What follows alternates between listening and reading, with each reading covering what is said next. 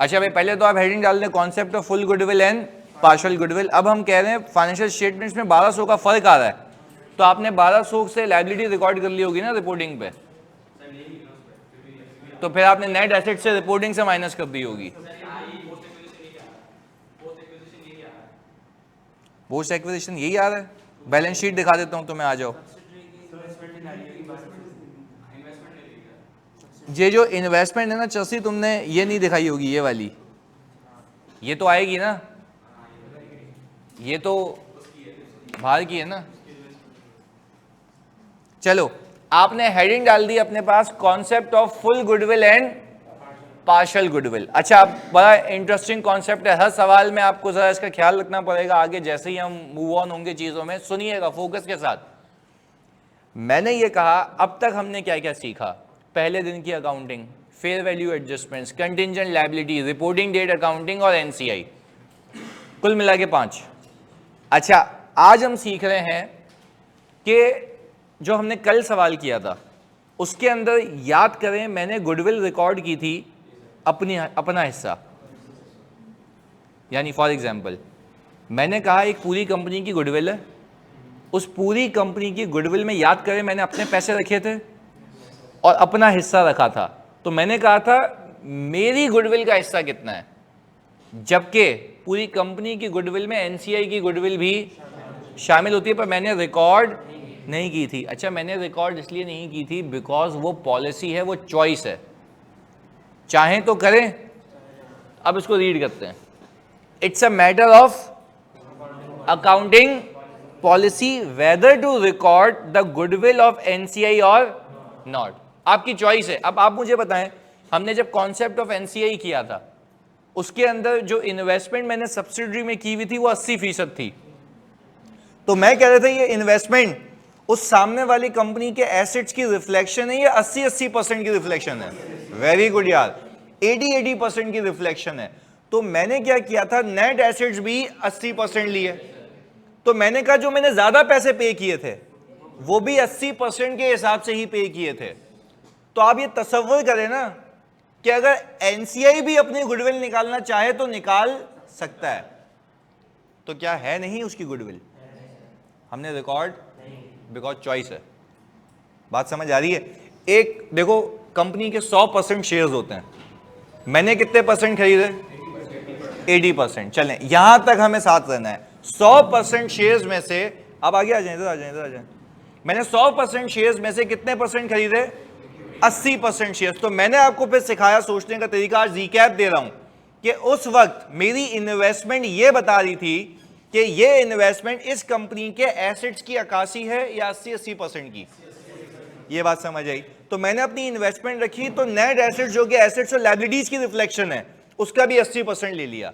तो मैंने कहा मैं 80% के हिसाब से कितना ज्यादा पे कर रहा हूं, तो वो गुडविल तो आई पर मेरा हिस्सा आया कि अगर एक शेयर होल्डर 80% खरीदे तो वो गुडविल के कितने पैसे पे करता है, पर जो बाकी 20% खरीदेगा वो गुडविल के पैसे नहीं पे करेगा। तो वो जो 20% का बकाया जो ज्यादा पे करेगा वो एनसीआई के हिस्से की गुडविल होगी। तो मैं दोनों की गुडविल को मिला दूंगा तो फुल गुडविल होगी, दोनों की गुडविल को मिलाऊंगा तो देखो क्या लिखा हुआ है, फुल गुडविल। तो हमने जो लास्ट क्लास से किया था, या लास्ट से लास्ट क्लास में किया था, वो क्या थी, पार्शियल। आज क्या सीखेंगे, पर क्या मजबूरी है, ये चॉइस है, चॉइस है, या तो ये कर लो या तो ये कर लो। अब दोनों में होगा क्या वो अभी मैं सिखाता हूं, पहले बताओ बात क्लियर है? चलें जी, फोकस। तो हमने कहा कि सर इस चीज को समझने के लिए हम एक बेसिक इलस्ट्रेशन से शुरू करते हैं।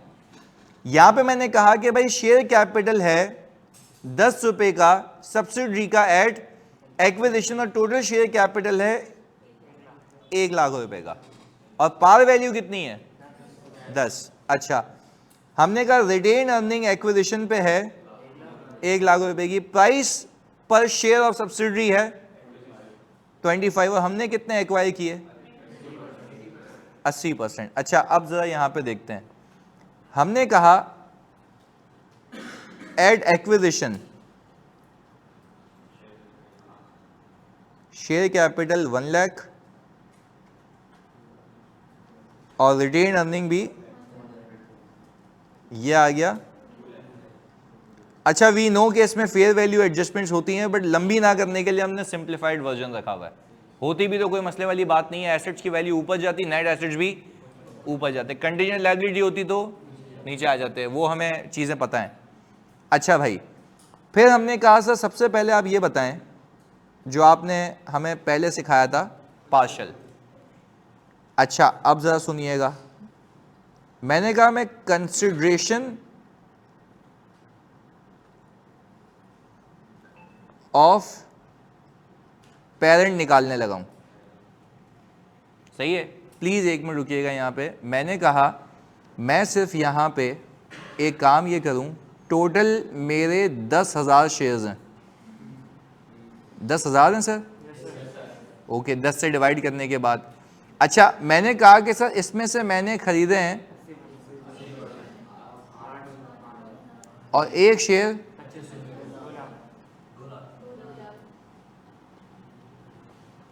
इससे पता है पेरेंट ने क्या किया होगा? कैश क्रेडिट किया होगा। कौन सी बुक्स में? सेपरेट बुक्स में।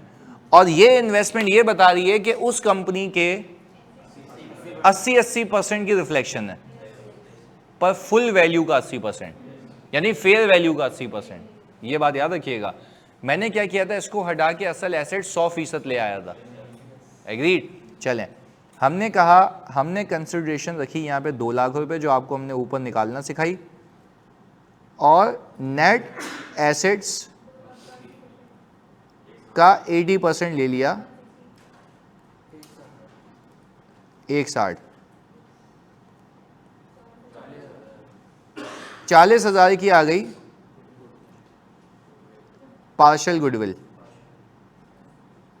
जो कि हमने रिकॉर्ड भी की थी पिछली बार। तो मैंने कहा मेरी इन्वेस्टमेंट के अंदर इतनी गुडविल छुपी हुई थी 80% की, तो मैंने क्या किया, इन्वेस्टमेंट को हटाया, उसके 100% एसेट लेके आया, गुडविल चिपकाई, बाकी 20% एनसीआई, पर उसको इसका हिस्सा दिया था। किसको? एनसीआई को, क्योंकि उसके हिस्से के एसेट्स ले आया, उसके हिस्से के नेट एसेट्स को दे दिए, कहानी खत्म हो गई थी। अच्छा अब हम आते हैं इसी केस में फुल गुडविल पे। अच्छा भाई, फुल गुडविल में मैंने देखें यहां पे लिखा कंसिडरेशन ऑफ पेरेंट 2 लाख। यहां से थोड़ा सा ट्रिकी होगा तो फोकस होके, और फिर मैंने यहां पे fair value of NCI, please सुनना, मैंने कहा मुझे पूरी गुडविल देखनी है, मैंने कहा कि मुझे पूरी गुडविल देखनी है, तो मैं जरा यहाँ पे एक चीज़ ऐड ऑन कर रहा हूँ। अगर मुझे पूरी गुडविल देखनी है तो मुझे लगता है मुझे ये तस्वुर करना पड़ेगा कि एनसीआई मेरे साथ मिल के इन्वेस्ट कर रहा है, जबकि कर नहीं रहा, वो तो पहले से ही मालिक है। हमने किसी बंदे से 80% लिए, वो तो 20% का मालिक पहले से ही है, ऑलरेडी है 20% का मालिक, वो तो मैंने किसी और को पकड़ के 80% शेयर ले लिए उससे। बात समझ आ रही है? तो अब मैं निकालने जा रहा हूं पूरी कंपनी की गुडविल, और पूरी कंपनी की गुडविल के लिए मुझे यह देखना है कि अगर आज की तारीख में मेरे साथ मिलके एनसीआई इन्वेस्टमेंट करे तो हम पूरे बिजनेस के लिए कितने पैसे देंगे? पूरे, उससे पहले सिर्फ अपने हिस्से के थे, अब हम पूरे बिजनेस के। चलें, तो मैंने कहा फेयर वैल्यू एनसीआई का जो तरीका है निकालने का वो ये है कि उसके शेयर्स को सब्सिडरी की प्राइस से मल्टीप्लाई कर दो। भाई आज एनसीआई 50 लोग हो, एनसीआई उन सबके शेयर्स मिला के कितने बनते हैं? 2000। उनके हर एक एक शेयर की वैल्यू कितनी है? तो ये फेयर वैल्यू हो गई ना। चलिए जी, कितनी आई? आप कह रहे हैं सर 50,000। इसको मैं अगर सम करूं तो ये आ गया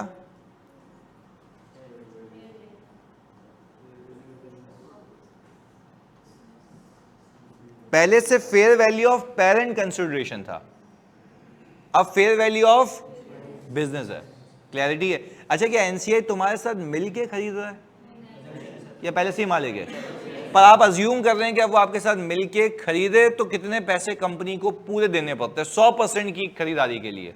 क्लियर है? अच्छा, अब हमने यहां पे क्या किया,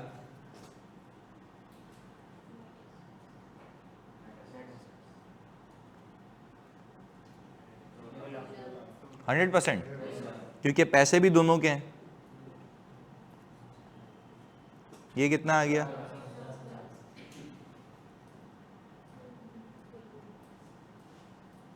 ये फुल गुडविल है, तभी उससे ज्यादा है, ज्यादा है ना। इसमें उसमें क्या फर्क है? वो 80% की गुडविल है, इसमें दोनों लोगों की गुडविल है, पेरेंट और अच्छा अब सब्सिडी नहीं, एनसीआई है सब्सिडी की गुडविल पर दो लोगों की, पेरेंट। अब आपकी चॉइस है, या तो एनसीआई की गुडविल को रिकॉर्ड करो या तो ना करो। हमने जब नहीं किया था तो उधर थे, अब करेंगे तो इधर आ जाएंगे। अभी देखते हैं एक एक करके। चलें, अब मैंने कहा अगर ग्रुप की पॉलिसी है कि मैं फुल गुडविल रिकॉर्ड करूंगा, सही है, तो फुल गुडविल का मतलब है पूरी कंपनी की गुडविल। अच्छा, पूरी कंपनी की गुडविल के लिए आपको यह देखना है कि पूरी कंपनी को खरीदने के कितनी वैल्यू है। तो क्या वो 2 लाख है या पूरे 10,000 शेयर्स की वैल्यू? पूरे 10,000 शेयर्स की वैल्यू। तो आपने अपने पैसे रखे, आपने एनसीआई की वो वैल्यू रखी जो अगर होती तो वो मेरे साथ मिलके इन्वेस्ट करता, जबकि ऐसा है नहीं, वो ऑलरेडी मालिक है, हम आए बीच में।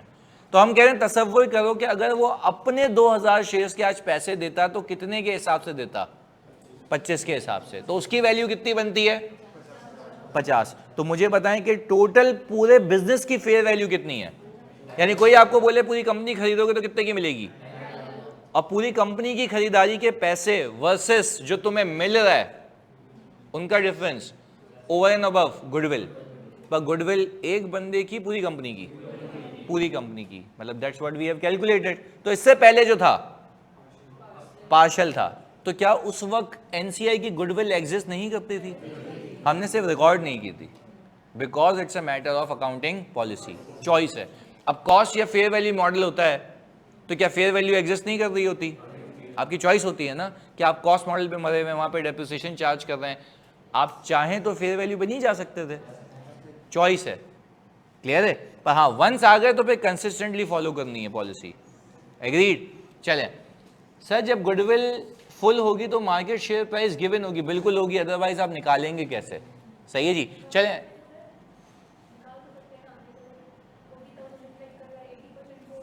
नहीं, पर उसमें इसलिए नहीं निकाल सकते क्योंकि बाज़ औक़ात पेरेंट मार्केट वैल्यू से भी ज़्यादा पे कर देता है, तो एनसीआई की गुडविल उस सही चीज़ को रिफ्लेक्ट, आप गॉसिप करने की बात कर रही है ना, वो गॉसिप कभी करना नहीं एग्जाम में, अनलेस कि वो खुद कहे कि फुल गुडविल है और मजबूरी है, इसके अलावा नहीं करना। रीज़न बीइंग क्योंकि बाज़ औक़ात पेरेंट एंटिटी कंट्रोल प्रीमियम पे करती है। कंट्रोल प्रीमियम का मतलब है जो मार्केट प्राइस है उससे ज़्यादा, क्योंकि उसको इतने सारे शेयर्स चाहिए तो सामने वाले को पता होता है ये मजबूर है, तो वो उससे मार्केट वैल्यू से भी, and if you gross it up, तो आपको जो पेरेंट एंटिटी की पैसे गुडविल के पे कर रहा है तो लाजमी तो नहीं है एनसीआई भी करेगा। बात समझ आ रही है? तो इसलिए हम ग्रॉस अप नहीं करते। चलें, अच्छा भाई पहले बताओ सर, फुल गुडविल ऐसे निकाल सकते हैं जैसे पार्शियल निकाली 20%? अभी वही जवाब दे रहा था मैं। अभी उन्होंने यही तो पूछा कि सर मैं ग्रॉस अप कर लूं, मैंने कहा ग्रॉस अप नहीं करना अनलेस कि कोई और हम आपके पास कोई गुंजाइश ना हो, क्योंकि मैंने आपको क्या बताया कि आप अगर पेरेंट एंटिटी की इन्वेस्टमेंट रखेंगे तो हो सकता है वो मार्केट वैल्यू से भी, तो हो सकता है पेरेंट जो गुडविल के लिए पे करे वो एनसीआई के मुकाबले में, और एनसीआई मजबूर नहीं है, उसका नॉन कंट्रोलिंग इंटरेस्ट है, तो उसकी जो गुडविल की वैल्यू होगी वो नॉमिनल होगी, हमारी जो गुडविल की वैल्यू होगी वो ज्यादा होगी, based on the price that I have paid for acquiring 80% shares. Clear है? इसमें वो बैठे आएगा क्योंकि दोनों की प्राइस सेम है, पर वैसे यूजुअली हो सकता है ना बैठे, तो आप थोड़ा सा अवेयर रहिएगा इसमें। शॉर्टकट तो लगा लेंगे पर फिर वो लॉन्ग कट बन जाता है, मतलब 6 महीने वाला हो जाता है ना, इसलिए सही है। खैर, पर हम कह रहे हैं ख्याल रखेंगे इस बात का, सही है। तो खैर हाँ देखो, वो बोल सही रही है कि सर अगर सवाल में बोला है फुल गुडविल से करो और प्राइस भी नहीं दी हुई है तो लॉजिक बनती है कि मैं उसको क्या कर लूंगा, ग्रॉस अप। पर अगर उसने प्राइसिंग वाइसिंग सब दी हुई है तो आपने ग्रॉस अप नहीं करना, पे अलग से निकालनी है, सही है। Very good question. चलें, फुल गुडविल में एनसीआई का शेयर अलग शो नहीं होगा। क्या मैंने आगे की बदतमीजी की आप लोगों से? अभी हम किस पे बैठे हुए? गुडविल पे। गुडविल निकालना समझ आता है, बताओ आगे की बात करते हैं। क्लियर है? पक्की बात है। चलें जल्दी बताओ बच्चों, आगे की बात अभी करते हैं, पहले बताओ गुडविल तक क्लैरिटी है? देखो ऐसे टॉपिक्स के अंदर ना जो मस्ती होती है ना आगे की, वो भारी पड़ जाती है। हम कितने प्यार से एक एक करके कॉन्सेप्ट इसमें ऐड करते जा रहे हैं, तो अगर आप आगे की दिमाग में चीज़ें लाएंगे तो आप खुद ही फंस जाएंगे। पहले ये तो कंट्रोल करें ना। चलें, तो मैंने कहा गुडविल फुल हो या पार्शियल हो, आपकी चॉइस है। जल्दी बताओ, पार्शियल गुडविल होगी तो पैसे अपने, नेट एसेट्स अपने, तो गुडविल अपनी। अच्छा, फुल गुडविल होगा तो पैसे दो लोगों के, नेट एसेट्स भी, तो गुडविल भी दोनों लोगों की, और गुडविल यहां पे ज्यादा आई है। अच्छा, फलक अब्बास जैदी साहब सवाल नहीं समझे भाई, सवाल समझ लेते हैं। सर फुल गुडविल ऐसे निकाल सकते हैं कि जैसे पार्शियल निकाली है 20% नेट एसेट से लेस कर दें और फेयर वैल्यू ऐड कर दें और ग्रॉस अप नहीं करते। अभी वो करते हैं ना, वो आपकी वाली बात मैं समझ गया, अभी करते हैं वो। इधर आ जाओ, इधर पहले बताओ ये बात समझ आती है? चलें, ओके। अब मैंने कहा जब कंसोलिडेशन आप करते हैं तो कंसोलिडेशन के अंदर आप एनसीआई भी क्रिएट करते हैं। अच्छा, अब यहां पे जरा देखें क्या चेंज आएगा। जब पार्शियल गुडविल मेथड होगा तो एनसीआई को आप कहेंगे, प्लीज सुनिएगा, 2 लाख का 20% 40,000।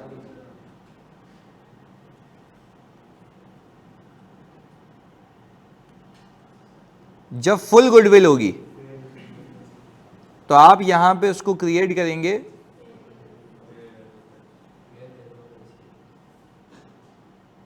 कितने से? अच्छा, तो सर यानी डे 1 अकाउंटिंग में एक फर्क आएगा। पहले दिन पे जो आपने आज तक, आप सर 1 मिनट रुक के ना खाली एक बात समझें, आपने इन्वेस्टमेंट को हटाई थी 80%, एसेट 100% लाए थे, तो कितने ज्यादा लाए? 20%। 20% का हिस्सा आपने किसको दे दिया था? वो ये रहा, वो ये रिफ्लेक्ट हो रहा। सही है जी, यहां तक हम अलाइंड हैं। उसके एसेट्स ले आए तो उसको हिस्सा भी दे दिया, बकाया 20% बैलेंस शीट टैली हो गई। अब आ गए फुल गुडविल पे। फुल गुडविल पे आपने इन्वेस्टमेंट को हटाया, उसके एसेट्स 20% लाए, उसका हिस्सा तो उसको दे दिया, साथ में उसकी गुडविल भी दे दी। तो क्या ये बात मानते हो 50,000 के अंदर उसके एसेट्स और लायबिलिटीज भी शामिल है और बात समझ आ रही है? तो बैलेंस शीट टैली कैसे होगी? ये तो ज्यादा हो गई एनसीआई, तो ऊपर गुडविल भी तो ज्यादा हो गई है, तो यही तो फर्क है। तो क्या हम ये कहेंगे, समझाने के लिए बोल रहा हूं, क्या हम ये कहेंगे कि जब फुल गुडविल होगी तो एनसीआई का हिस्सा उसको नहीं मिलेगा? मिलेगा, और साथ साथ गुडविल भी मिलेगी। पहले बताओ कहानी समझ आती है? तो अगर हम जैसे यहां पे हम देखें, सिर्फ मैं ओनली एनसीआई गुडविल निकालूं सिर्फ समझने के लिए, तो आप बोलेंगे fair value of 50,000, share of NCI कितना है? गुडविल। तो अब मैं वाकई वापस से कहता हूं, अगर आपको लिखा हुआ दिखे कि ग्रुप की पॉलिसी एनसीआई को फुल गुडविल पे रखना, एनसीआई को फुल गुडविल पे रखना, तो डे 1 पे एनसीआई को क्या उसके हिस्से से क्रिएट करोगे या फेयर वैल्यू से? तो उसका हिस्सा कहां गया? उसमें शामिल है, उसमें। और साथ साथ एक और चीज है, गुडविल।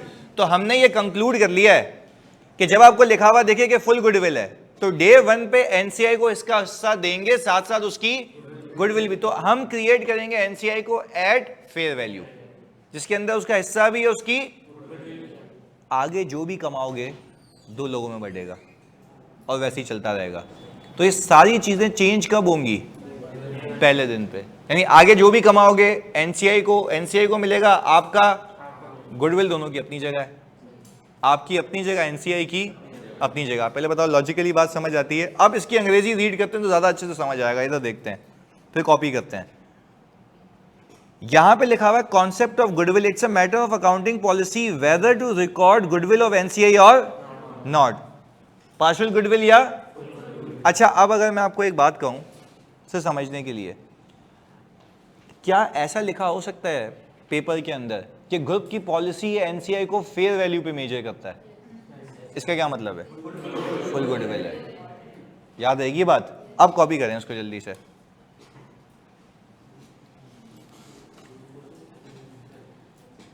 अच्छा, अली कह रहे हैं कि जो आपने डे 1 पे क्रिएट किया है, क्या उसमें पोस्ट एक्विजिशन प्रॉफिट शामिल होगा? या हम करेंगे? हम बाद में करेंगे। ये सिर्फ कौन से दिन की अकाउंटिंग है? पहले दिन की अकाउंटिंग है, एक्विजिशन की। अली जानी क्लियर है?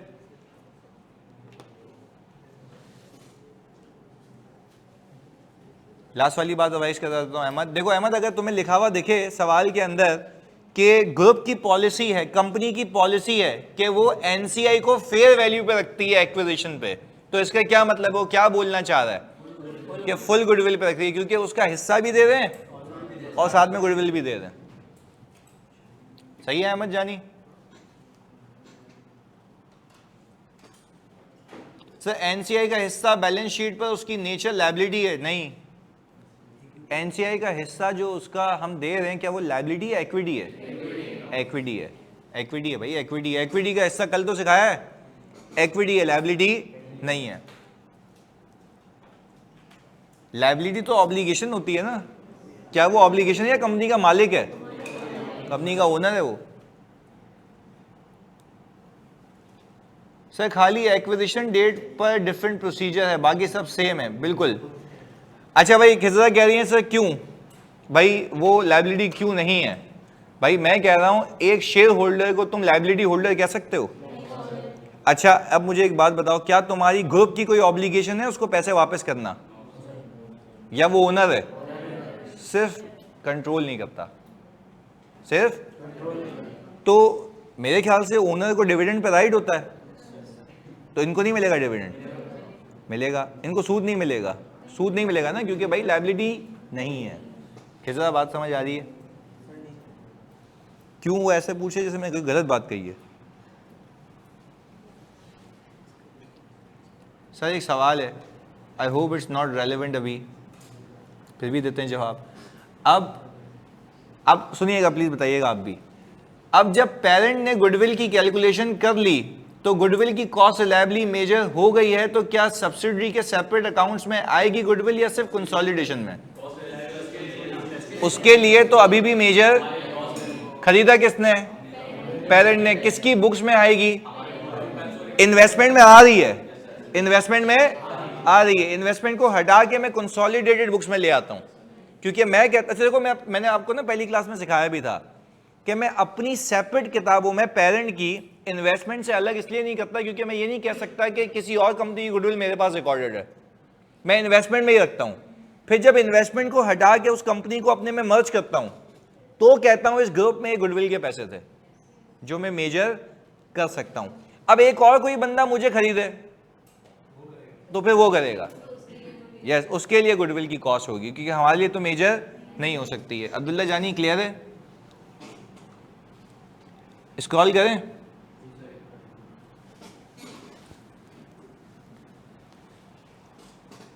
एक तो उसको कॉफी बनाना सिखा दी है उसने, एडिक्शन लगा दी है। पी लेते हैं।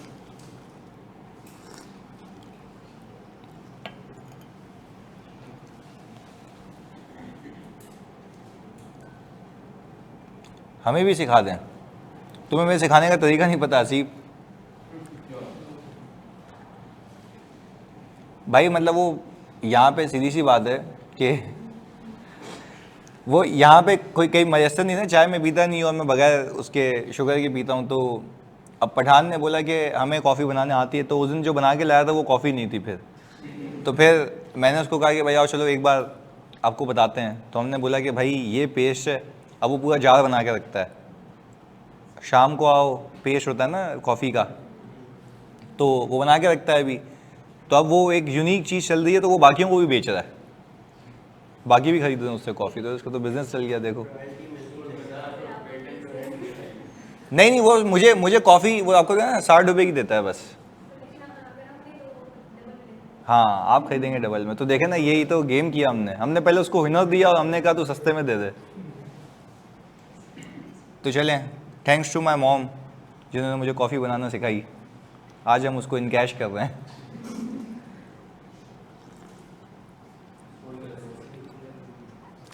अब्दुल्ला कह रहे हैं आप पहले बंदे हैं जिसने पठान को सिखाया है। बोले वरना पठान सिखाते, तूने क्या क्या सीखा है भाई?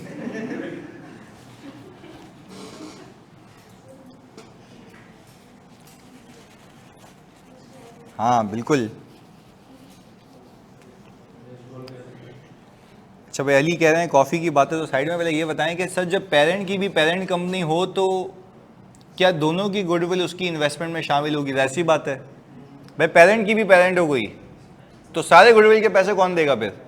पेरेंट। तो उसकी किताबों में दुनिया जहाँ की गुडविल आ रही होगी, फिर वह जो हटा के वो कंसोलिडेट करेगा तो वो भी गुडविल दिखाएगा।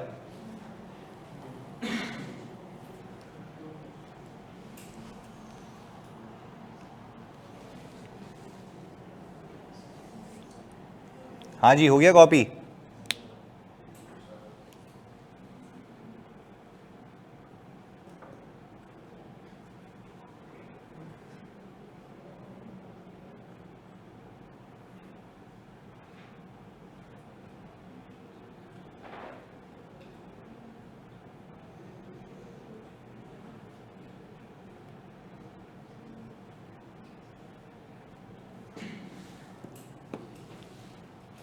और कितनी क्लासेस होंगी इस पर? कहो तो हफ्ते में ख़त्म कर दें, फिर 6 महीने वापस आएंगे। तो यार मैं तो कह रहा हूँ देखो, सुकून से आप चलें, मतलब अच्छी प्रैक्टिस के साथ। सर एक दफा लगता है आपको आएगा, एक दफा लगता है आएगा। कंसोल क्यों नहीं आएगा? सवाल तो होना चाहिए कि क्यों नहीं आएगा। सर पिछली दफा हर बार आता है ना कंसोलिडेशन, तो हर बार आता है। नहीं, हम तो पीएनएल बैलेंस शीट, अब मुझे जो हंच है इस बार वो ये है कि वो ट्रायल बैलेंस देगा और बोलेगा बैलेंस शीट पीएनएल दोनों बनाओ। नहीं नहीं, दोनों सर इस दफा लेवल अप नहीं किया इसमें कंसोल। हम करेंगे ना। इसके बाद नेक्स्ट स्टैंडर्ड कौन सा करेंगे? यानी अल्लाह की कसम, एक बंदा पूछ रहा है ये ख़त्म कब होगा, फिर इसके बाद कौन सा करेंगे? चलो आज अगर मैं बता भी दूं उसके बाद कौन सा करेंगे, तुम क्या कर लोगे? मतलब वैसे ही। हाँ हाँ। नहीं, अभी एक बच्चा मतलब मुझे रेगुलर का है, फ्रेशर का नहीं है। रात के 2:30 बजे मैसेज आया हुआ, मैं फैमिली के साथ गया हुआ था घूमने ना, खाना वाना खा के वापस आया तो रात के 2:30 बजे मैसेज आया उसका कि सर कल क्या कराएंगे। मैंने कहा क्या चल रहा है? बोला कंसोलिडेशन। तो मैंने कहा भाई वही कराएंगे। नहीं, उसमें क्या कराएंगे? मैंने कहा मैं तो कुछ भी बता दूं तू क्या कर लेगा? मतलब तुझे आता नहीं है, तुझे कुछ पता नहीं है, तो क्या ही कर लेगा? मतलब या तो दूसरे टीचर को लेके बैठेगा, कंपेयर करेगा दोनों में से अच्छा कौन पढ़ा रहा है। मैंने कहा भाई मतलब वो तो हो ही नहीं सकता ना, जो मैंने अभी बात कही वो हो ही नहीं सकता। तो कहने का मतलब ये है कि भाई आप सुकून से बैठे रहें, अपनी तैयारी करें यार। आप कहाँ, आपका कोर्स अगर ऐसा हो कि भाई के अगस्त आ जाए और आप बोलेंगे भाई 10 टॉपिक बाकी हैं, तो आपको टेंशन होनी चाहिए। हम तो वैसे ही एक बला ख़त्म कर चुके हैं, लीजिस, और अभी दूसरी बला चल रही है, तीसरी बला इसके बाद डेफर्डेक्स है, तो वो भी कर लेंगे सुकून से। सही है, तो आपने टेंशन नहीं लेनी है। सर ये फेयर वैल्यू ऑफ एनसीआई में 2000 ही होगी या 20,000 होगी? ये वाली बात नहीं समझा मैं Zainab. Fair value of NCI में 2000 ही होगी? 2000 क्या? हाँ 2000 शेयर्स हैं, शेयर्स 2000 हैं।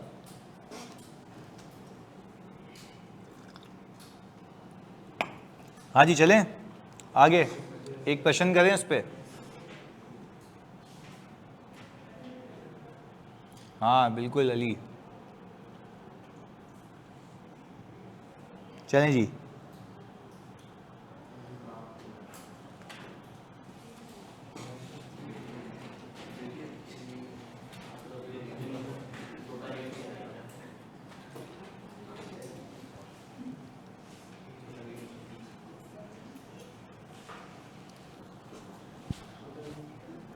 आगे आएगा छोटा भी।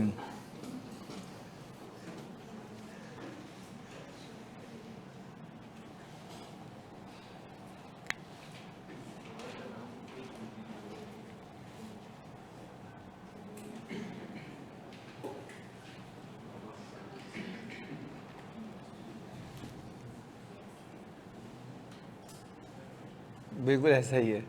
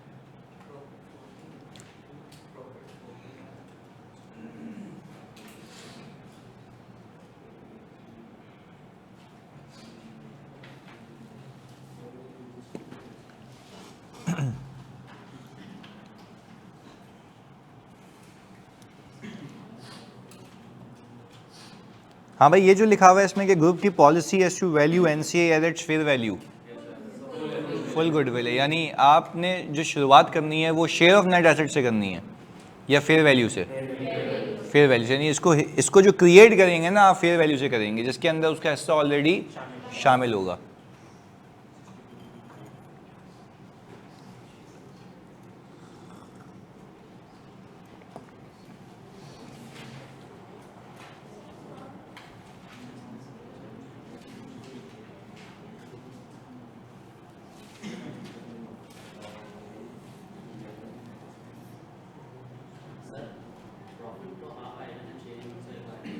ये आप सोचें,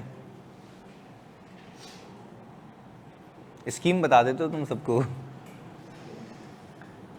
कोई ऐसा जिसने पूरा साल का प्रॉफिट ले गया पीछे रिटेन अर्निंग में? 6 महीने।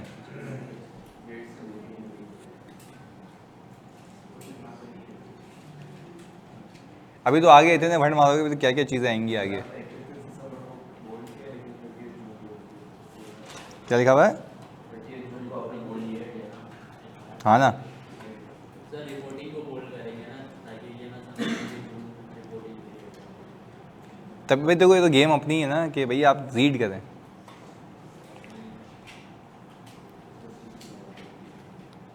अभी देखते हैं अब्दुल्ला भाई, गुडविल निकाली किसी ने? नहीं, यहाँ पे सारे फारिग हैं भाई, यहाँ पे किसी ने नहीं निकाली।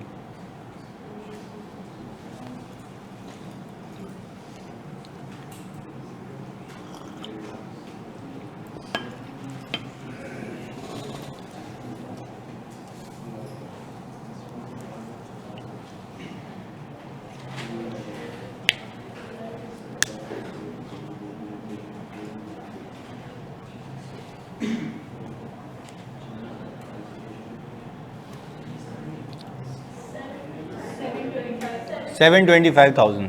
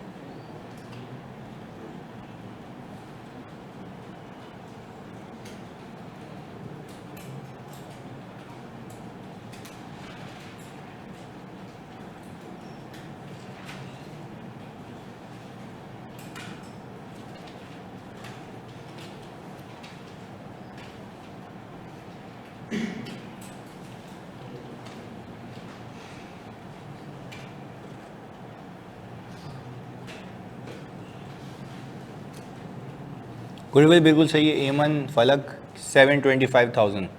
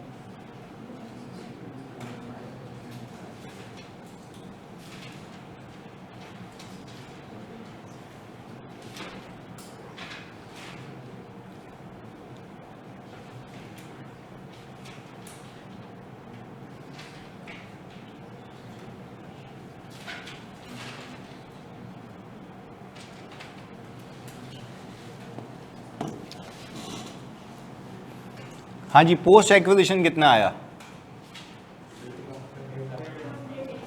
150, क्योंकि कोई फेयर वैल्यू एडजस्टमेंट नहीं है।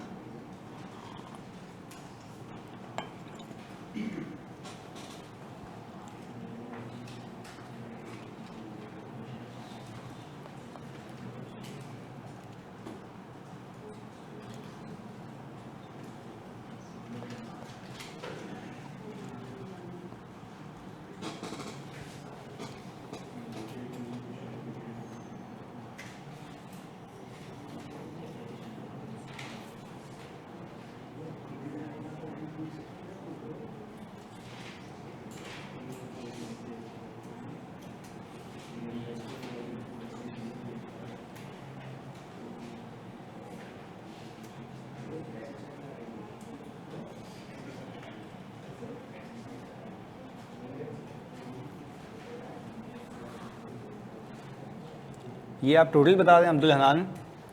बैलेंस गुड यार, 3860150 पे यही आ रहा है।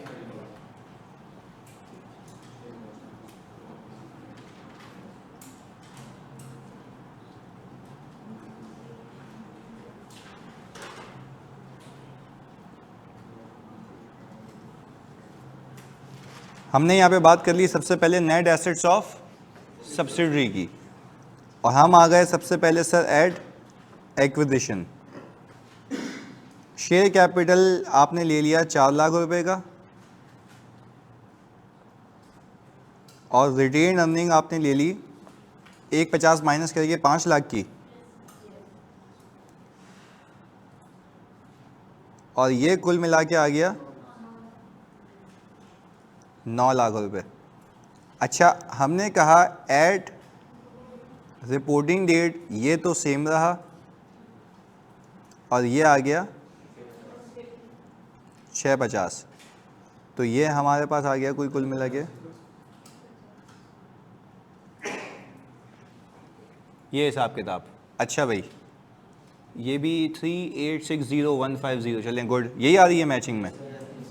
अच्छा, आपने कहा इन दोनों का डिफरेंस 150 आ गया, और आप इसको 2 हिस्सों में बांटेंगे।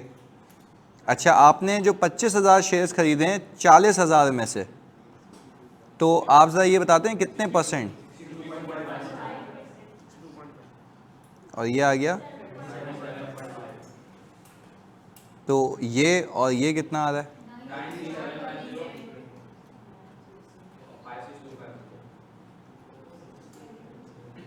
यही है। राइटिंग अच्छी हो रही है आज यार, या मुझे लग रही है? नहीं, पहले से अच्छी है, 0 भी सही बना रहा हूँ मैं पहले। अच्छा, नहीं कसम से आज मेरे को खुद फील हो रहा है कि राइटिंग बेकार है इधर। अच्छा भाई, गुडविल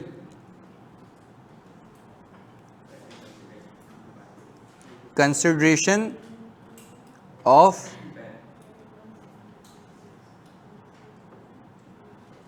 पेरेंट, तो आपने कहा वो यारी 1250, और आपने कहा फेयर वैल्यू ऑफ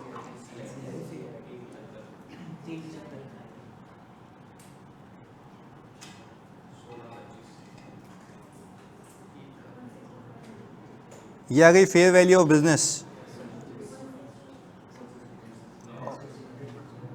और नेट एसेट्स आ गए 9 लाख।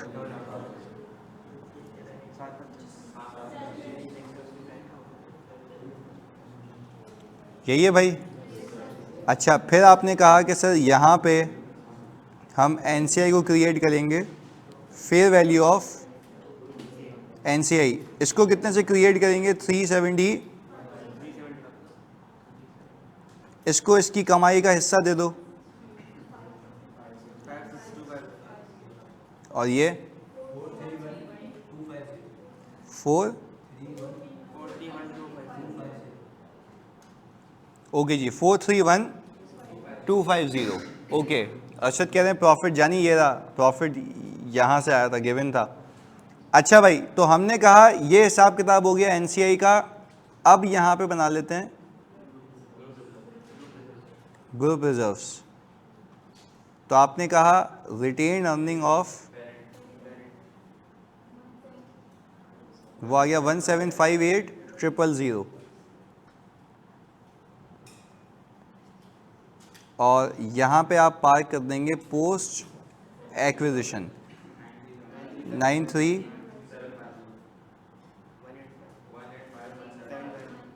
18। हाँ भाई, ये सारी वर्किंग हो गई। अब सिर्फ हमें क्या बनानी है, बैलेंस शीट। अच्छा, बैलेंस शीट में अगर मैं पीपी पार्क करूं तो इन दोनों का सम 182 ओके, कोई फेयर वैल्यू एडजस्टमेंट नहीं है।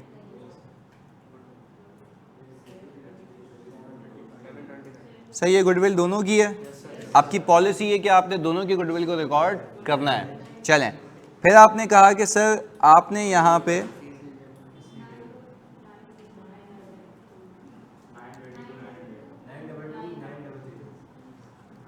और आपने कहा कि सर यहाँ पे आ गया अदर एसेट्स कितने के,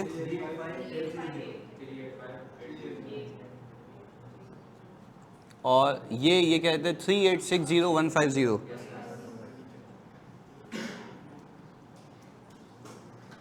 ओके जी, शेयर कैपिटल सिर्फ 650 और ग्रुप रिजर्व में सिर्फ जीआर से डिनोमिनेट कर रहा हूँ 1851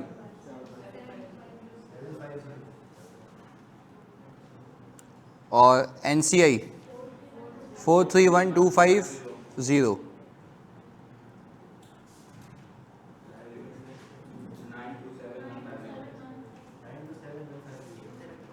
और ये मैच है 3860। तो आई होप आपको आज ये भी क्लियर हो गया कि अगर मैं फुल गुडविल पे भी जाता हूँ तो भी कोई मसले वाली बात, सिर्फ एनसीआई के हिस्से के साथ साथ उसको उसकी गुडविल का शेयर भी दे दो, गुडविल ऊपर जाएगी, एनसीआई भी ऊपर चला जाएगा। बात क्लियर है, पक्की बात है। अब जल्दी से अपने पास हेडिंग डालें, concept of the books intangibles. हाँ जानी, अभी बता रहा हूँ, कॉन्सेप्ट ऑफ द बुक्स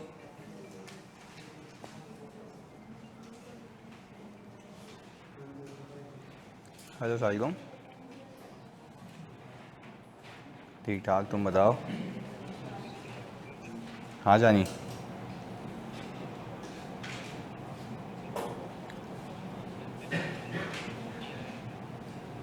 हाँ यार देखो, मैंने एक तो तुम्हें ना जो तुम्हारी वो अकाउंटिंग ट्रीटमेंट थी ना एम्प्लॉय शेयर एप्रिसिएशन राइट की, उसका तो भेज दिया था।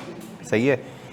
EIR की मेरी मीटिंग है आज फैज़ वालों से ना, तो वो मैं तुम्हें करके बताता हूँ, क्योंकि कल मैंने टाइम निकाला था उसके लिए, मैंने रीड कर लिया है, मैं खाली उनसे एक सेकंड ओपिनियन लेके तुम्हें भेजता हूँ।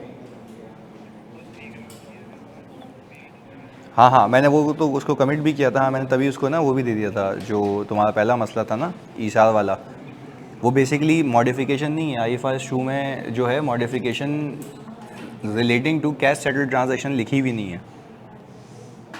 सही है, this is more of a legal matter. हाँ, उस पर मैं तुझे कॉल करता हूँ एक बार, उसको ना ईमेल उसको मैंने की थी, क्या बोलते हैं, क्या नाम है उसका, आसिफ को। तो आसिफ से, हाँ आसिफ से पूछो, मैंने उसको भेजा ना लिख के।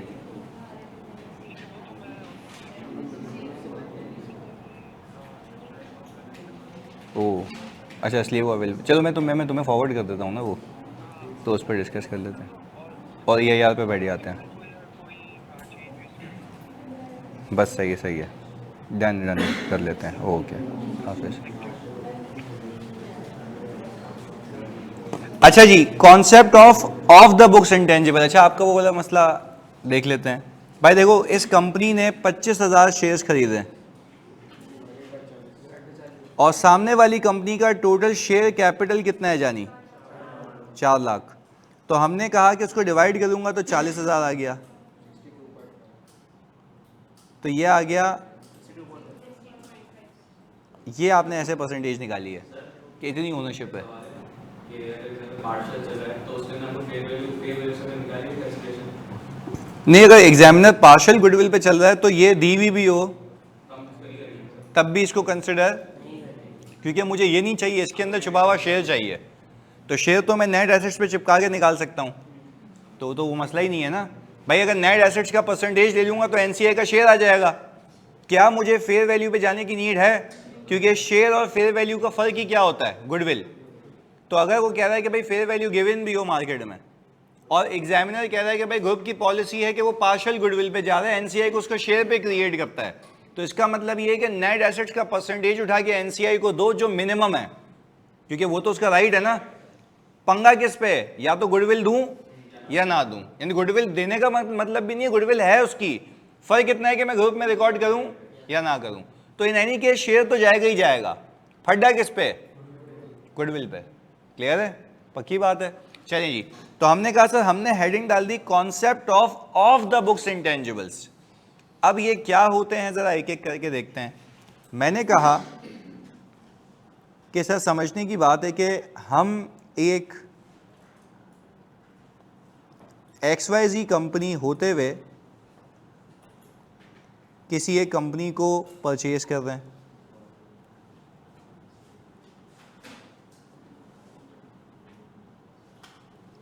अच्छा, ये कंपनी हमारी 2B सब्सिडरी है, 2B सब्सिडरी। अच्छा, इसकी किताबों के अंदर जब मैं इसको ख़रीद रहा हूँ तो मुझे एक बात पता है, मुझे इसके फाइनेंशियल्स चाहिए। और फाइनेंशियल क्यों चाहिए? वैल्यूएशन के लिए। चलें एक एक करके देखते हैं। वैल्यूएशन के अंदर इसकी किताबों में पीपी मौजूद है 20,000 रुपये का। अच्छा, इसकी किताबों में सॉफ्टवेयर मौजूद है कोई 5,000 रुपये का।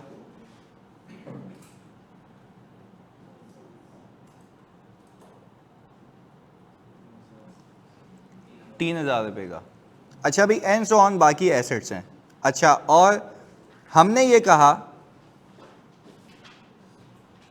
इसकी किताबों में लायबिलिटीज मौजूद हैं कोई ऑल टुगेदर 6,000 रुपये की। अच्छा, आप अगर एसेट्स को टोटल करें तो एसेट्स का टोटल आता है 28,000, और इसमें से लायबिलिटीज माइनस करें तो 22,000। अच्छा, हमने कहा इस कंपनी का शेयर कैपिटल जिस दिन मैं इसको खरीद रहा हूं वो है कोई 5,000 रुपये का, और बाकी हमने सब कहाँ डाल दिया, रिटेन अर्निंग में, और हमने कह दिया वो रिटेन अर्निंग हो गई 17,000। ये इस बैलेंस शीट का स्ट्रक्चर है एट एक्विजिशन। ये बेसिक बात है। अच्छा, हमने हेडिंग डाली है concept of the books intangibles. अच्छा, इंटेंजिबल का मतलब ये है, ये भी एसेट्स ही होते हैं पर जिसकी फिजिकल सब्सटेंस नहीं होती है। जैसे कि सर हमने कहा सॉफ्टवेयर, जैसे कहा हमने लाइसेंस और पेटेंट राइट्स, ये सारी चीज़ें।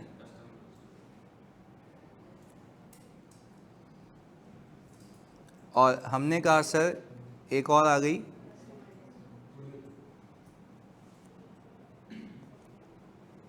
और आपने कहा सर गुडविल,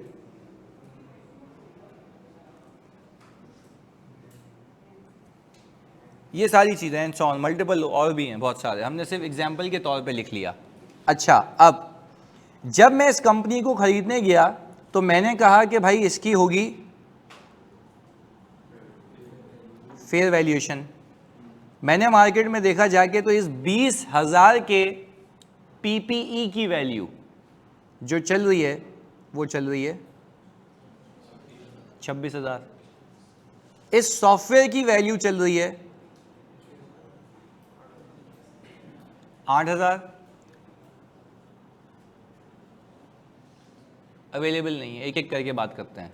इसकी वैल्यू अवेलेबल नहीं है। अच्छा, अब मैंने क्या किया, मैं तो हूँ पेरेंट, मैंने तो ज़रा ऐसे सीखा हुआ है सर, शेयर कैपिटल 17,000। अच्छा, आप मुझे बताते हैं, आपने यहाँ पे ये सीखा था ना, पीपी इंक्रीज कर दिया, ऐसा ही है। अच्छा भाई, आपने कहा सॉफ्टवेयर,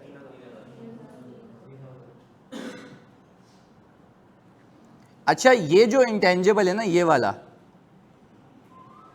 ये ऑन द बुक्स है, ये बुक्स में शामिल है, क्योंकि इसने सॉफ्टवेयर खरीदा होगा, तो ये कॉस्ट रिलायबिलिटी मेजर। अच्छा, अब हम आते हैं लाइसेंस पे, ये भी ऑन द बुक्स है, ये भी ऑन द बुक्स है, ऊपर हेडिंग डली हुई ऑफ द बुक्स पे, उस पे आते हैं, ये अभी है ऑन द बुक्स। अच्छा, ऑन द बुक्स मैंने लाइसेंस देखा तो मैंने मार्केट में वैल्यूएशन कराई, क्योंकि मैं तो हूँ ऑब्वियसली पेरेंट, मैं तो फेयर वैल्यू के हिसाब से पे करूँगा ना।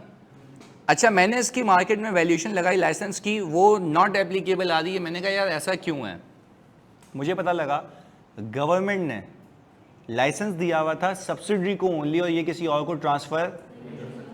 तो अब दो बातें हैं बड़ी इंपॉर्टेंट, इसका हरगिज़ मतलब ये नहीं है कि सब्सिडरी इस लाइसेंस को यूज़ करके कमाएगी, नहीं कमाएगी, कमाएगी, पर इसकी फेयर वैल्यू नहीं है इसकी।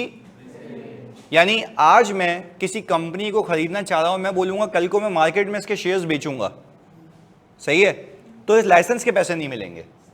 क्यों? तो इसका मतलब यह है, मैं बड़ी टेक्निकल बात कर रहा हूं, इसका मतलब यह है कि ये लाइसेंस सब्सिडी के लिए फजूल है या कमाई होगी, तो वो जो भी कमाई होगी मैं अपने पास ग्रुप रिजर्व में लेके आऊंगा ना, मना तो नहीं कर रहा, बट मैं कह रहा हूं कि इस लाइसेंस की फेयर वैल्यू मेरे लिए जीरो है। तो वो कहता है कि कोई इंटेंजिबल ऑन द बुक्स हो, कोई इंटेंजिबल और जिसकी फेयर वैल्यू आप उसको डी रिकॉग्नाइज कर दें, पर सेपरेट बुक से या कंसोलिडेशन के लिए। तो आपने कहा कि सर यहां पे जो लाइसेंस है वो मैंने लेस कर दिया। अच्छा, मुझे बताएं कि सर देखें, आप जब वैल्यूएशन कर रहे होंगे, शेयर होल्डर तो सौदा कर रहे हैं, आप शेयर होल्डर को कह रहे हैं कि भाई लाइसेंस को हटा, मैं इसके पैसे नहीं दे रहा, तो आपकी इन्वेस्टमेंट में लाइसेंस की वैल्यू शामिल, तो फिर हटाओ ना वहाँ से वैल्यूएशन में। कंसोलिडेशन करते वक्त जब आप इन्वेस्टमेंट को हटाओगे और असल एसेट्स लाओगे, उसके अंदर ये शामिल, तो मैं भी तो यही कह रहा हूँ, हटा दो उसको वैल्यूएशन से। पहले बताओ, बात समझ आई? अभी जिन इंटेंजिबल्स की बात हुई है वो कौन से इंटेंजिबल हैं? On the books. हम सीख क्या रहे हैं? Of the books. पहले बताओ, बात समझ आती है? पक्की बात है? ऑनलाइन वालों प्लीज बताओ, क्लैरिटी है, जल्दी बताओ अगेन। और टू बी वेरी कंसाइज, ये इंटेंजिबल सब्सिडरी की बुक्स में बाखुदा अभी भी मौजूद होगा, वो रहेगा, वो वहां से हटा, ये आपने कंसोलिडेटेड बुक्स में हटाया है। ये आपने कौन सी बुक्स में हटाया है? क्योंकि उसकी वैल्यू डिटरमाइन नहीं हो सकती। देखें सिंपल, आप एक कंपनी को खरीदने गए, आपने एक एसेट उठाया, उसकी वैल्यू लगाना शुरू की, आपने बोला एक लाइसेंस है जिसकी फेयर वैल्यू मालूम नहीं हो सकती। क्यों? क्योंकि गवर्नमेंट ऑफ पाकिस्तान ने रेस्ट्रिक्शन लगाई है किसी और को ट्रांसफ़र। तो भाई जब किसी और को ट्रांसफ़र नहीं हो सकता तो उसकी फेयर वैल्यू क्या है? तो क्या वो यूजेबल नहीं है? तो सब्सिडी कर रहा होगा यूज़। मैं सब्सिडी की बुक से तो राइट ऑफ नहीं कर रहा, मैं तो कंसोलिडेटेड बुक्स में अपनी वैल्यूएशन के लिए क्या कर रहा हूँ? राइट ऑफ, क्योंकि मैंने उसके पैसे नहीं दिए। अब एक बात बता रहा हूँ मज़े की, ये इतनी टेक्निकल बात है कि तुम्हें मज़ा आ जाएगा सुन के, क्योंकि कॉन्सेप्चुअली मैं अप्लाई कर रहा हूँ मार्केट में। सुनो, जैसे ही तुमने इस 3,000 को हटाया ना, तुम्हारी कंसिडरेशन अपनी जगह है, तो तुम इस लाइसेंस के पैसे गुडविल की मद में दे रहे हो। बात आई समझ? तुम इस लाइसेंस के पैसे, और कोई तुम्हें बोले गुडविल की मद में कैसे दे दो, भाई वो तुम्हें कमा के देगा। तो मैं कह रहा हूं मैं लाइसेंस की कॉस्ट के पैसे नहीं पे कर रहा, मैं गुडविल के पैसे पे कर रहा हूं, क्योंकि लाइसेंस को मैं अलग से मार्केट में जाके बेच नहीं सकता, तो मेरे लिए इसकी वैल्यू जीरो है। तो वो कह रहा सही है, मार्केट वैल्यू है ना, मार्केट वैल्यू में आप मुझे पैसे दे दें, गुडविल बढ़ जाएगी मेरी। पहले बताओ लॉजिकल बात समझ आ रही है? तो ये वही कॉन्सेप्ट है जो पहले अप्लाई किए हुए हमने, खाली यहाँ पे एक रिफ्रेश कर रहा हूँ उसको। ऑनलाइन वालों पहले तो आप बात समझ आती है। एमन कह रही है बिल्कुल सही, क्या प्रॉफिट हम ज़्यादा कमाएंगे? यस, क्योंकि लाइसेंस ही नहीं होगा तो प्रॉफिट भी नहीं होगा। तो मैं ये कह रहा हूँ मैं इस इंडिविजुअल एसेट के पैसे नहीं दे रहा आपको, क्योंकि मेरे लिए इसकी फेयर वैल्यू क्या है। तो वो कह रहा है भाई पैसे तो मैं लूँगा क्योंकि लाइसेंस से कमाओगे तो सही ना। तो मैं यही तो कह रहा हूँ कि मैं पैसे तो दे रहा हूँ बट गुडविल के मद में दे रहा हूँ, लाइसेंस के नाम पे। तो मेरा भी मुद्दा यही है कि मैं लाइसेंस के नाम पे नहीं दे रहा, गुडविल के। तो इसलिए मैंने इसको यहाँ से हटा दिया। पहले बताओ कहानी समझ आती है? तो क्या ये सेपरेट बुक से हट चुका है? अपनी जगह है। ये कौन सी बुक से हटा है? बस ये बात याद रखिएगा, क्योंकि आप कह रहे हैं जब आप इसको हटाएंगे, जब एक एसेट को कम करेंगे तो नेट एसेट्स, गुडविल, बस ये ग्रुप अकाउंट्स में हो रहा है। एग्रीड जी? वो भी रिवर्स होगी, वो भी रिवर्स होगी। सही है, चलें। सर डी रिकॉग्नाइज करने से नेट एसेट्स कम होंगे जिसकी वजह से गुडविल इंक्रीज हो जाएगी, क्या ये सही कह रहे हैं? बिल्कुल सही कह रहे हैं। चले पहले बताओ ऑनलाइन वालों, यहां तक अफर्मेशन दे दो, यहां तक क्लैरिटी है, जल्दी बताओ जी। जानी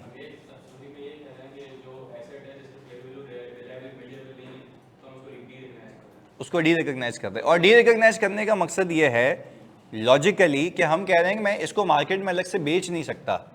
तो कोई तुम्हें कहे कि तुमने इस कंपनी को खरीदते हुए किस किस चीज़ के पैसे दिए थे, तुम ये नहीं कह सकते कि तुमने लाइसेंस के पैसे दिए थे। वो तुम्हें सामने से जवाब में क्या कहेगा कि लाइसेंस की वैल्यू कहाँ से आई? सही है ना? तो फिर जो मार्केट पार्टिसिपेंट्स का मतलब होता है लोग जो इस कंपनी को खरीदने के लिए खड़े हुए हैं, वो फिर भी ज़्यादा पैसे क्यों दे रहे हैं? गुडविल के। हम भी यही कह रहे हैं कि हम स्टिल उसको पैसे किसके दे रहे हैं? गुडविल के। तो वैल्यूएशन में इनकॉर्पोरेट हो रही है ना सारी चीज़ें, हम भी कर रहे हैं। क्लैरिटी है?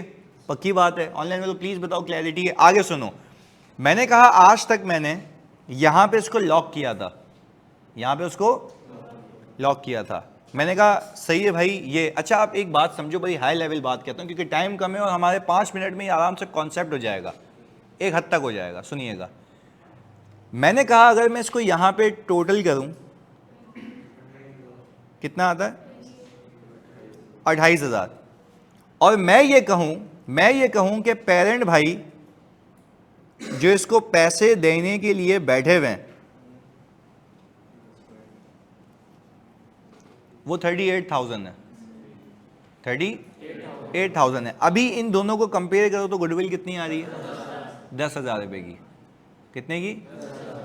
अच्छा, बट मेरा दिमाग चला, सुनना। मैंने कहा जो कंपनी को मैं खरीद रहा हूँ उसने पिछले 15 साल बिजनेस किया है और उसके पास एक कस्टमर बेस है, एक कस्टमर, पर उसको ये नहीं पता कि वो बेस बनी कैसे, खुद ब खुद बन गई है। बिजनेस करते करते करते करते करते करते उसके बाद लोग आते गए, कस्टमर लिस्ट बन गई। अच्छा, अब क्या वो सब्सिडरी ये पता लगा सकती है कि उसने ये कस्टमर लिस्ट कितने में बनाई या खुद बन गई? अब एक बात याद रखिएगा, जब शेयर होल्डर अपनी कंपनी आपको टिका के जा रहा है ना, उसमें कसम से इस कस्टमर लिस्ट के भी पैसे होंगे, पर उसकी किताबों में वो लिस्ट दिख नहीं रही क्योंकि कॉस्ट कैन नॉट बी। पहले बताओ बात समझ आई? तो वो कस्टमर लिस्ट एक उस कंपनी, उस सब्सिडरी का एक इंटेंजिबल एसेट है जो उसकी किताबों में शामिल नहीं है। तो वो प्लीज सुनिएगा, उसकी किताबों में शामिल भाई इसलिए नहीं है क्योंकि कॉस्ट रिलायबिलिटी मेजर, पर अब मैं कॉस्ट रिलायबिलिटी मेजर कर सकता हूं। क्यों? मैं उसको बोलूंगा भाई इसकी बोली लगवाओ, वो बोलेगा आप, मैं नहीं लगवा रहा, आप लगवाएं, आप खरीद रहे हैं, आपको मुसीबत है। मैं जाऊंगा बोलूंगा यार अगर ये इंश्योरेंस कंपनी है, जैसे मैं तुम्हें बताता हूँ हुआ क्या था। मैं EFU जनरल का ऑडिटर था। EFU जनरल EFU लाइफ की पेरेंट है। EFU लाइफ को खरीदते वक्त जब कंसोलिडेशन की थी ना EFU जनरल ने, तो उसने क्या किया था, पूरा का पूरा गुडविल में डाल दिया था। जबकि मैंने कहा आपने अकाउंटिंग गलत की है। मैंने उसमें कोई 2.5 बिलियन की रीस्टेटमेंट करवाई थी। क्यों? मैंने कहा आपने जब किसी कंपनी को खरीदा उसकी कस्टमर बेस भी तो आपके पास आई है ना, आपने उसको अलग से क्यों नहीं रिकॉर्ड किया? आपने सारे के सारे कहां डाल दिए? यानी आप कह रहे हैं गुडविल के पैसे दिए, दैट इज रॉन्ग। आपने कस्टमर लिस्ट के भी पैसे दिए हैं, उसको अलग से दिखाओ। अब मैं तुमसे पूछता हूं, क्या जो शेयर प्राइस मार्केट में डिसाइड हुई है उसके अंदर कस्टमर लिस्ट के पैसे होंगे? अगर आप उसको अलग से रिकॉर्ड नहीं करोगे तो सबका सब गुडविल बन जाएगा, जो कि मेरे ख्याल से गलत है होना। तो स्टैंडर्ड भी यही कह रहा है जो ऑफ द बुक्स इंटेंजिबल्स हैं, अपार्ट फ्रॉम गुडविल, गुडविल भी ऑफ द बुक्स है, पर अपार्ट फ्रॉम गुडविल पहले उसको सेपरेटली रिकॉग्नाइज करो, जिसको हम कहते हैं सेपरेटली आइडेंटिफाइबल इंटेंजिबल। क्या कहते हैं? तो सेपरेटली आइडेंटिफाइबल जो इंटेंजिबल है उसको उसकी फेयर वैल्यू पे रिकॉर्ड करो। तो हमने अज्यूम किया कि हमने मार्केट में जब बोली लगवाई तो उस कस्टमर लिस्ट की वैल्यू जो निकली वो 3000 निकली। तो क्या मैं ये कह सकता हूं कि ये एक ऐसा इंटेंजिबल है जो इसकी किताबों में अभी शामिल, पर मेरी इन्वेस्टमेंट में तो होगा ना। तो जब इन्वेस्टमेंट को हटा के मैं लाऊंगा तो ये अलग से रिकॉर्ड करूंगा। ये यस, जो पहले गुडविल रिकॉर्ड कर रहे थे, अब गुडविल के अलावा पहले इसको रिकॉर्ड करूंगा और फिर जो बच जाएगा वो गुडविल होगी, क्योंकि बताऊं ये अमोर्टाइज होगी। यस कैसे? क्योंकि अब फॉर एग्जांपल, मतलब कहना तो नहीं चाहिए पर ऐसी एग्जांपल है कि मतलब आप अभी जो हमसे पढ़ रहे हैं, आपकी लिस्ट हमारे पास है, तो मुझे पता है ना 5 सालों में क्वालिफाई हो जाओगे, 3 सालों में क्वालिफाई हो जाओगे, तो उसकी एक लाइफ है। मैं ये तो नहीं कह सकता इनडेफिनेट है, तुम्हारे लिए मसला है, इनडेफिनेट तो नहीं है। तो यानी कस्टमर लाइफ होती है ना कि एक हद तक वो जाएगा और फिर उसके बाद ख़त्म हो जाएगी। बात समझ आ रही है? तो कस्टमर लिस्ट जो है वो क्या होती है? अमोर्टाइज होती है। तो आप मुझे बताएं ये इंटेंजिबल रिकॉर्ड कौन कर रहा है? आप। तो अमोर्टाइज भी कौन करेगा? आप। तो वो क्यों नहीं कर रहा? उसके पास है ही नहीं। तो आप कॉस्ट रिलायबली मेजर कर सकते हैं। तो ये तो वही बात हो गई, जैसे पीपी का ओवर एंड अबव तुम रिकॉर्ड करते हो तो डेप्रिशिएट भी, तो जैसे इसको ओवर एंड अबव रिकॉर्ड करते हो तो अमोर्टाइज भी आप ही करेंगे। पहले बताओ बात समझ आ रही है? अच्छा, ओवरऑल इसका फंडा क्या है? अलग से रिकॉर्ड करने की मुसीबत ये कि गुडविल सही है, वरना you guys will be saying कि हर चीज क्या है, जबकि ऐसा नहीं है। गुडविल एक ऐसा इंटेंजिबल है जो अमोर्टाइज, जबकि कस्टमर लिस्ट एक ऐसा इंटेंजिबल है जो कि अमोर्टाइज होता है। पहले बताओ कहानी समझ आती है? पक्की बात है। तो क्या मैं यहां पे कितने पैसे डालें? 3000। अच्छा, मैं जैसे ही इसको लॉक करने लगा मुझे याद आया कि इस कंपनी का एक ब्रांड नेम भी है। एग्जाम्पल, कस्टमर लिस्ट खरीद के क्या करेगा सर कोई? माशाल्लाह भाई, कितना कह रही हैं कि कस्टमर लिस्ट खरीद के कोई क्या करेगा? क्या मतलब देखेगा उसको दीवार पे लगा के, या बिजनेस करेगा? तो उसकी एक वैल्यू है ना। आज अगर कोई नया इंस्टीट्यूट स्टेब्लिश करना चाहे ना, तो वो आप हमारे पास आएगा, बोलेगा कस्टमर लिस्ट बेचते हो, मैं अलग से बेच सकता हूँ। हज़ारों की तादाद में स्टूडेंट्स के नाम, NIC, CRN, कौन से सब्जेक्ट में टारगेटेड मार्केटिंग हो सकती है, हाँ या नहीं? अच्छा, टारगेटेड मार्केटिंग से क्या होगा? सेल्स होगी। तो मुझे आप एक बात बताएं, क्या कस्टमर लिस्ट किसी भी बंदे के लिए यूजफुल होती है? तभी तो हम कह रहे हैं कि उसके अलग से पैसे दे रहे हो तो उसको रिकॉर्ड करो भाई। क्लियर है? चलें आगे सुनिएगा, ये बात भी समझ आ गई। अच्छा, जैसे ही मैं इसको क्लोज करने लगा था मुझे याद आया कि सामने वाली जो कंपनी है उसका एक ब्रांड नेम भी है। उसको हम जल्दी से क्लोज करते हैं ताकि ये खत्म हो जाए बात। स्पीड स्पोर्ट्स है जिसके 2 ब्रांड्स हैं, नाइकी और एडिडास। सही है? हम जब थोड़े से अमीर हुए तो हमने खरीदना शुरू किया तो हमें पता है, ऑडिटर भी मैं ही हूँ उसका, स्पीड स्पोर्ट्स का। स्पीड स्पोर्ट्स, नाइकी और एडिडास कितने ब्रांड रखता है? अच्छा, गुडविल स्पीड स्पोर्ट्स की होगी, उसके अंदर कितने ब्रांड्स हैं? तो समझाना ये चाह रहा हूं, ब्रांड होने में और गुडविल होने में फर्क है। ब्रांड एक गुडविल का सब पार्ट है। यानी फॉर एग्जांपल, आज अगर ARTT बोले, प्लीज सुनिएगा, आज अगर ARTT बोले कि भाई हम ARTT कॉलेज बनाते हैं, ARTT स्कूल बनाते हैं, नॉट CA, नॉर्मल स्कूल, तो इसके कितने ब्रांड्स हो गए? क्या अगर मैं इसमें से किसी एक ब्रांड को बेच दूं तो क्या ARTT गुडविल रहेगी? यस। तो गुडविल तो टॉप ऑफ द लाइन है, ब्रांड उसका एक सब पार्ट है। तो क्या हम ये कह सकते हैं कि with in the company multiple brands हो सकते हैं? जैसे आपको शायद पता हो कि जो यूनिलीवर है उसने एक ब्रांड बनाया था डालडा, उसने उसको उठा के बेच दिया, तो क्या यूनिलीवर की गुडविल गई? ये अपनी जगह है। तो ब्रांड और गुडविल में फर्क समझ आ रहा है? अच्छा, तो मुझे बताओ ये ब्रांड, ये नाम जो बना कितने में बना? कॉस्ट कैन नॉट बी, तभी सब्सिडी की किताबों में आ। अच्छा, तो अब जब मैं खरीद रहा हूं, अब मुझे पता है कि मैं बोलूंगा भाई अलग से ब्रांड बेचेगा तो कितने का होगा, तो मुझे तो उसके पैसे देने पड़ेंगे साथ, मैं तो पूरी कंपनी खरीद रहा हूं, तो मुझे लगता है स्पीड स्पोर्ट्स के ब्रांड के पैसे भी दे रहा हूं नीचे जो आ रहे हैं, और उसकी गुडविल के भी दे रहा हूं, तो पहले ब्रांड को अलग से रिकॉर्ड करूं, हाँ या नहीं? चलिए जी, तो हमने कहा कि सर हमने यहां पे ब्रांड नेम को रिकॉर्ड किया और लेट से हमने कहा 4,000 रुपए से, इसको सम करो जल्दी, कितना आ गया? 35,000। ये हमने कहा ये आ गए फेयर वैल्यू ऑफ, अच्छा अब कंसिडरेशन रखो, नेट एसेट्स कितने?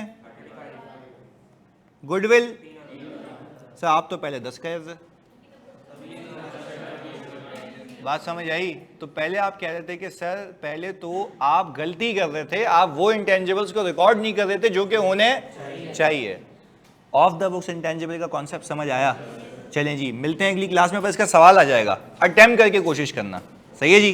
ये मैं दे दूं पीडीएफ, इसको कॉपी कर लीजिएगा। चलें, ओके, यस, हम गुडविल को ब्रेक नहीं कर रहे, हम वो इंटेंजिबल्स को अलग से नाम से रिकॉर्ड कर रहे हैं जो कि होने चाहिए, ताकि पंच लाइन के तक गुडविल सही है। गुडविल सही करने के लिए पूरा मंजर नहीं है, क्लैरिटी है? अगर लाइफ होगी तो, पर लाइफ यूजुअली होती नहीं है, ये भी इनडेफिनेट होता है, सही है? चलें, ओके जानी, थैंक यू, अल्लाह हाफिज़।